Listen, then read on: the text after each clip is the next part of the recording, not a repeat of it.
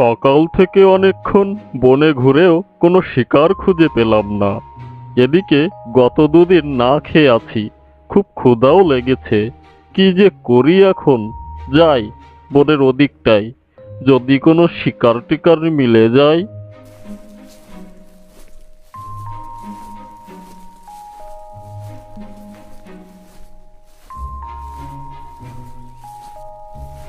না, হাঁটতে হাঁটতে তো বনের শেষ প্রান্তে চলে এসেছি।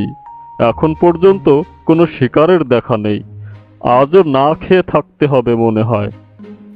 বাঘ ফিরেই যাচ্ছিল, এমন সময় সে বনের ধারে ছোট্ট একটা মাঠে দেখে তিনটে ষাঁড় ঘাস খাচ্ছে। একটি কালো, একটি সাদা